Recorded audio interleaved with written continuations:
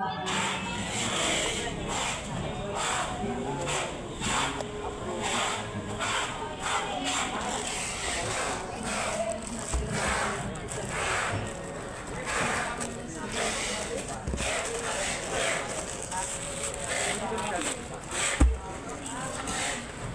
paharap yung waybill kasi pinipicturean na lang namin. Ay, di ma'am, kailangan. Hindi. Ay, saan na siya? Pinagpahinga muna. Pinagpahinga. Iiwanan mo yan dito. Iwan mo ba yun? Ha? Iwanan mo ba? Hindi, kung may extra ka lang kahit ibang ID, yung hindi mo masyadong ginagamit. Pwede mo naman kunin. Pag may IR lang kasi, kailangan mo ba lagi ng IR?